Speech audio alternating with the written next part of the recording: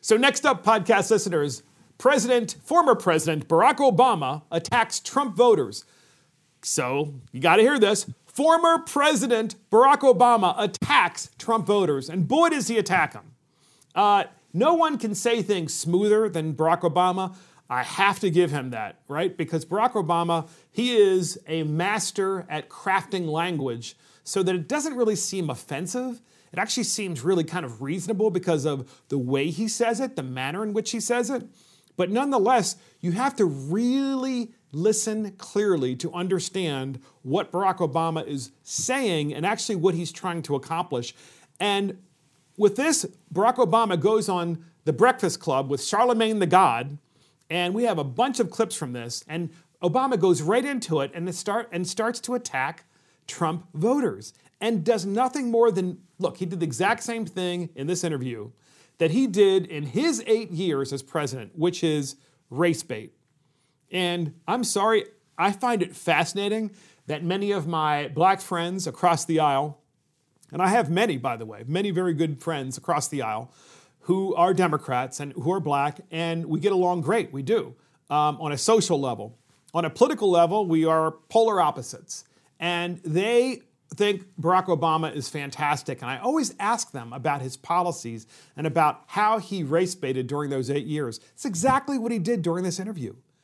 This interview with Charlemagne the God on The Breakfast Club, which is a very well listened to, highly listened to show on YouTube and on other channels as well.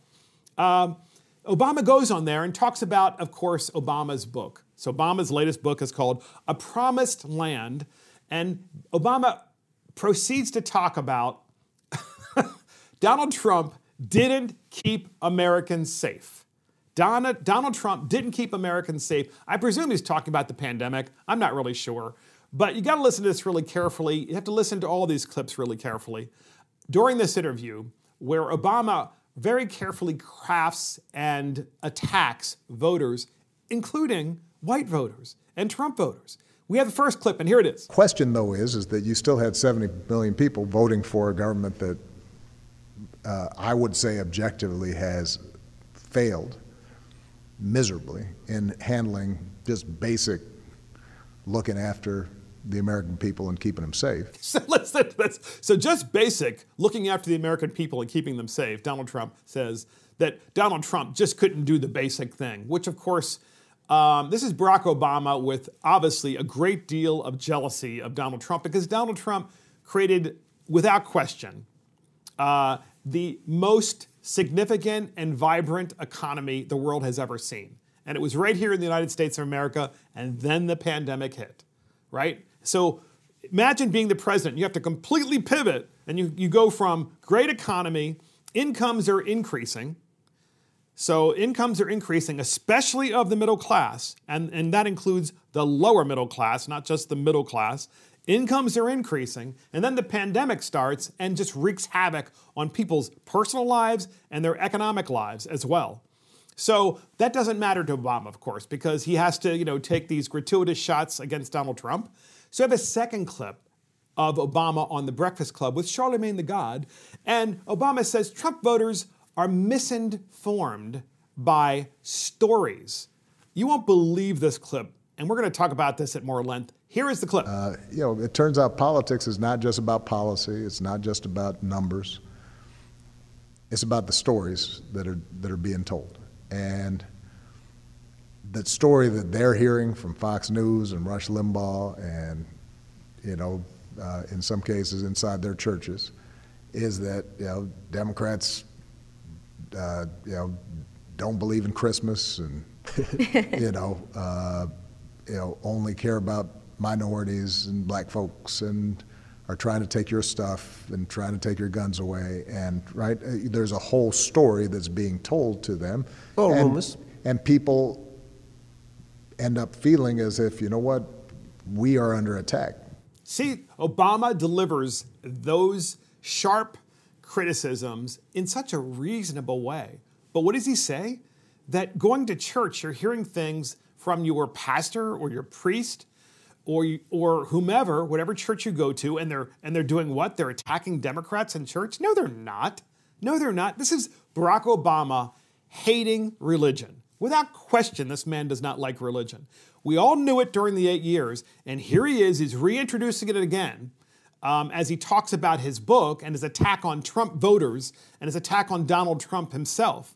And then he even goes on, to say that people are misinformed because they're hearing stories. They're hearing stories about how Republicans, and Democrats are only for black folk. That's what he said.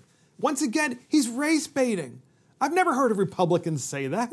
Never. Never. But this is the race baiting Barack Obama that we had to put up with for 8 years, who promised us hope and change. And all we got from him was more division so deep that Donald Trump gets elected and tries to bring us together through economics, right? Through economic growth. And I do still believe that is one of the key ways, not the only way, but it's one of the key ways that we bring people together. We bring people into and buying into the American dream, namely that they are doing better and that they have an opportunity and that they are realizing that opportunity by having a better life than their parents. But nonetheless, there's good old Barack Obama. Once again, he's attacking white voters, he's attacking Republicans, he's attacking the church.